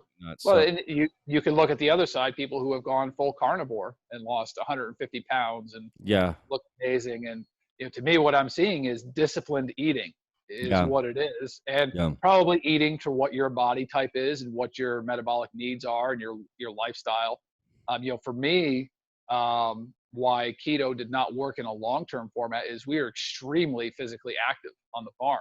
You know, we walk 17 to 20 miles a day, have 3 to 4 hours of, have 3 to 4 hours of cardio level heartbeat per day, you know, out in the 100-degree heat, you know, sweating like crazy all the time. And, Totally. you know, eventually what got me was electrolyte imbalance. You know, it's just impossible to keep your electrolytes perfect, because when you are eating keto, you have to monitor your electrolytes and have it dialed in. And that just did not happen for me. And I had electrolyte imbalance and had one of the scariest kind of seizures that I've ever had in my life. And I was like, that's it. You know, the glucose is coming back. Yeah. Oh, Jesus. Of course. Oh, wow. because that doesn't work for me. Now, does that mean I'm running out and eating a box of donuts every day? No, it doesn't mean that at all. Uh, but I eat nuts. I eat walnuts again and have some fruit and all these things that were taboo when I was on the keto protocol. Yeah, so you're Because not on any particular diet right now. You just eat, normal. so I eat very little processed food. I pretty much have no bread. I had for the first time this year, I had a pizza last week. Oh, Um, really? yeah, because me and one of the staff here, we did 100 days of very strict eating as kind of a post New Year's thing, and so that wrapped up, and I was like, I haven't had a pizza in a long time. I'm going to have one of those, and it was surprising. It was surprising to me how tasteless it was. Like I just Interesting. had lost the taste for it, so I probably won't have another for a long time. But Yeah. overall, that is kind of my gig right now. That I'm not counting macros towards anything, but I hardly eat any processed food. It's going to be meats, eggs, nuts. The only thing I indulge in are these little things called Aussie Bites. You get them at Costco. It's like this little pressed seed kind of cake thing, and I'm sure they're not good, but I have some. Well, you got to have a little something in life, That's right. Can't be all misery. No, of course. Like you said, if you discipline yourself healthy wise, you're allowed to have those little cheats, Sure. here and there. It allows you to have it. But if your life becomes the cheats and you're only eating good every once in a while, that's the complete opposite, right? It just really needs to be the opposite of that. And Yeah. I think people want to eat well. I think that's generally the idea. I think people do want to eat well and be well, and the idea of it sounds wonderful. It's just more, do they have the time in their life? Are they educated enough to know where to even start? My big thing when people tell me they don't like to cook at home, I'm a big advocate to get people to cook at home, and I always try to get get people to do that. That's something I always do. And the first thing I tell people is to set up your kitchen in a way that you can cook, because a Right. lot of times people have their kitchen set up in a completely, wrong way. The mise en place, right, where I come from restaurants, you've got to have things set up so you can cook easily. And if you can Yeah. cook easily, you'll cook more often. So that's what I tell people: move your kitchen around, move things around so where it's actually convenient for you to cook, and get everything together where you're not having to reach over here, reach over there, get everything. And I promise you will cook more. And sure enough, that's what happens. People cook more because it's easier, right, to cook. So Yeah.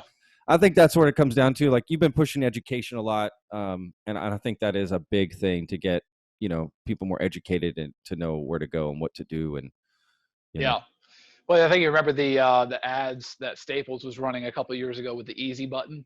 yeah. The big easy button that you can push. Yeah. And the reason I think that ad was so successful and people remember it is because that's what we are always seeking, is the easy button. Yes. And so often what we actually need is the hard path. That's true. If you want to eat well, it's going to be the hard path. If you want to be physically fit, it's going to be the hard path. If you want to be mentally resilient and tough, that's the hard path. Nothing nothing in life, in my experience, nothing in life worth having comes easy. I agree. Everything's going to be hard.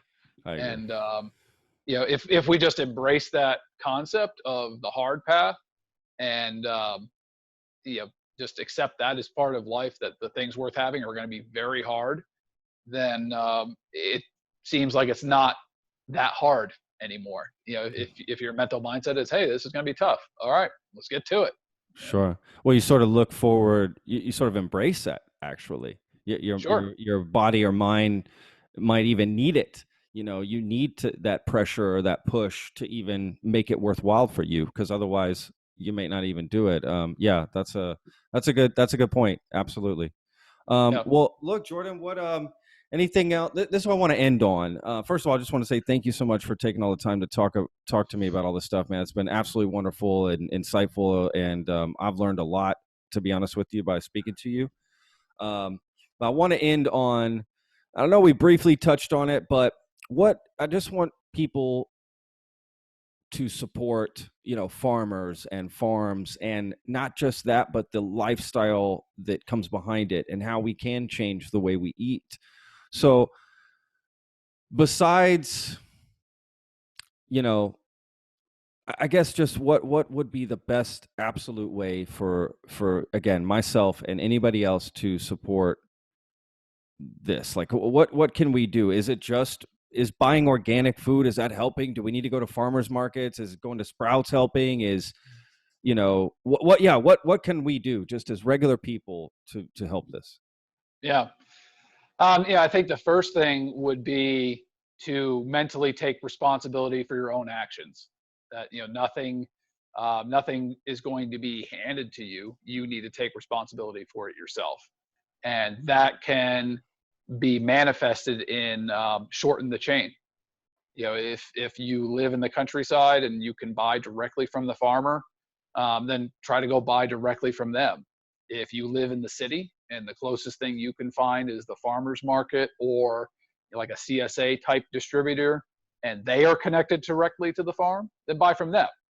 Um, yeah, wherever you're at, try to knock some links off that chain, and you know, really, what will bring the most change at the farming level is capital right now and revenue. You know, we can do a lot more of what we're doing if the market is there for it and the money is there to do it. And it's very easy for eaters to participate in that just by buying from us. You know, mentioned earlier how, you know, commodity farmers getting, you know, 13, 17 cents on the dollar or something like that.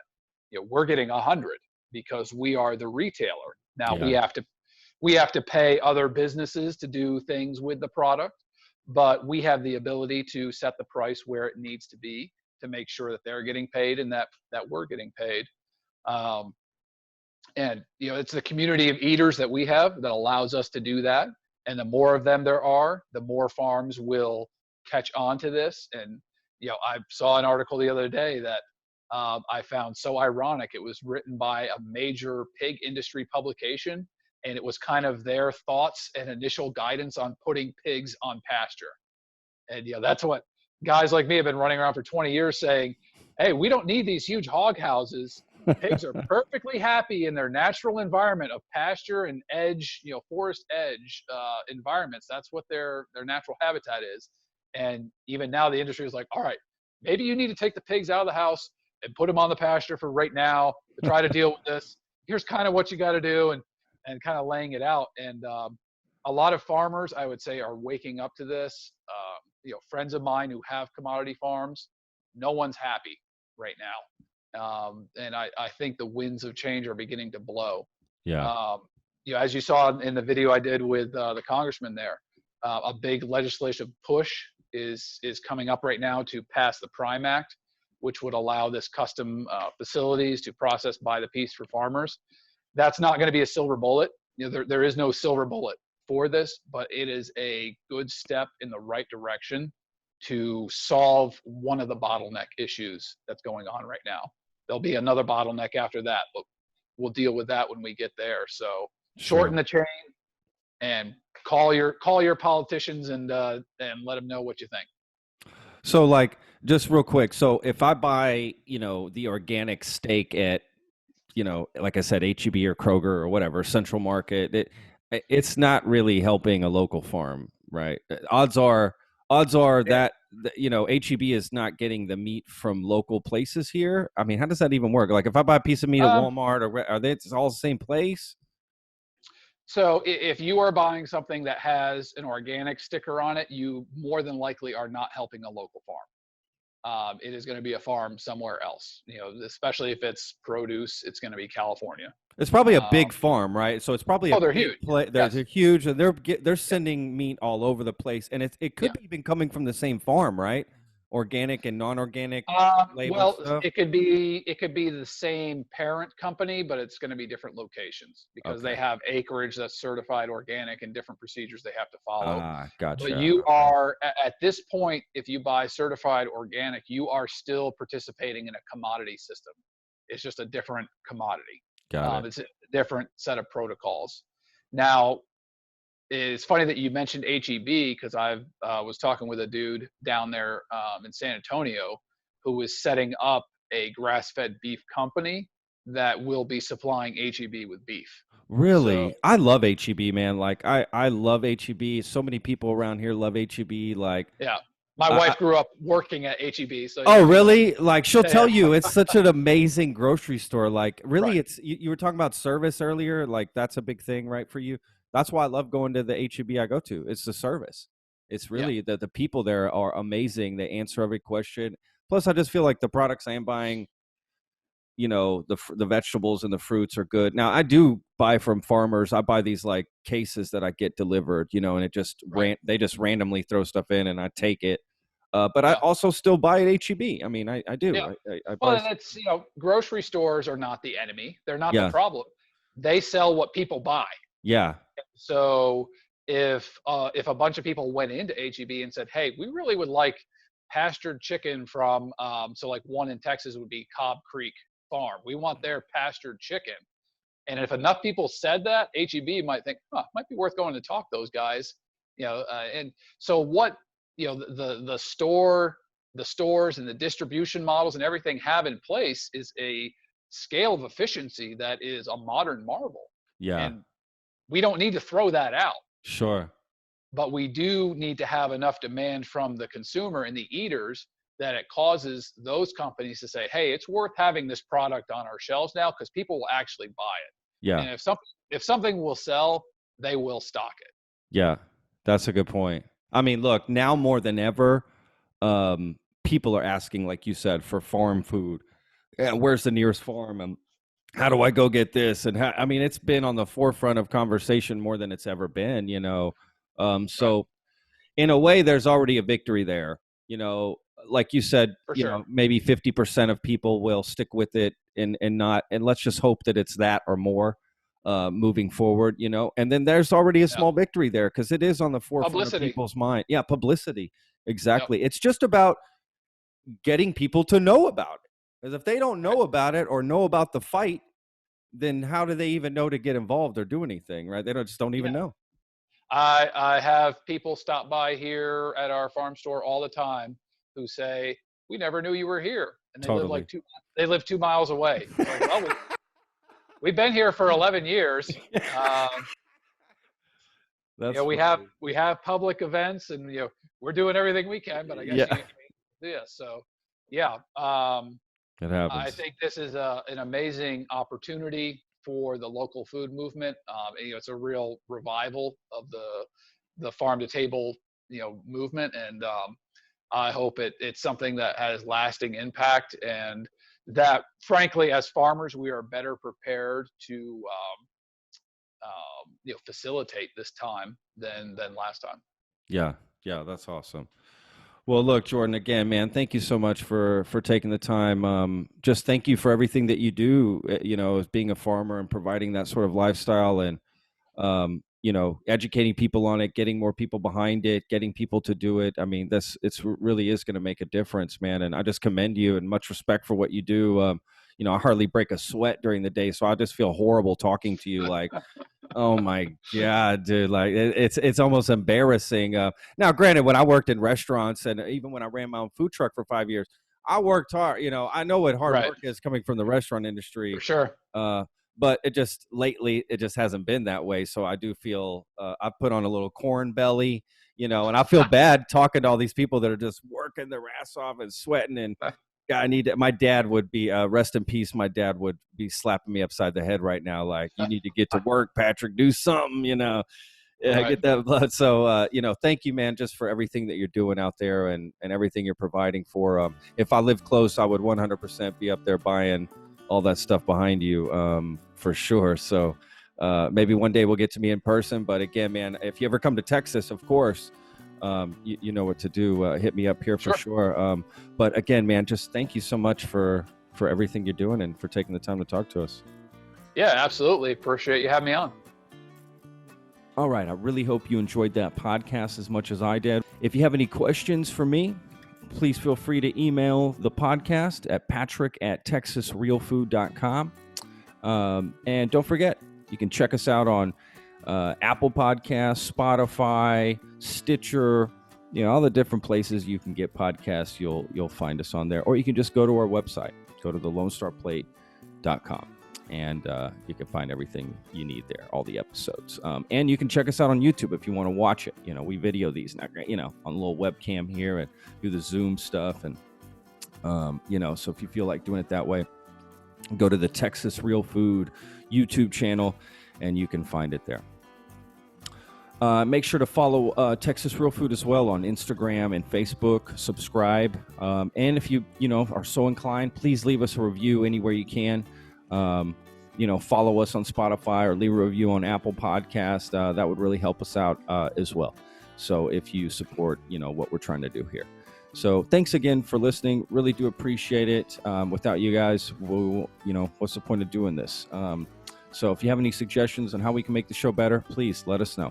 All right. Thanks again. Be safe out there. Wash your hands.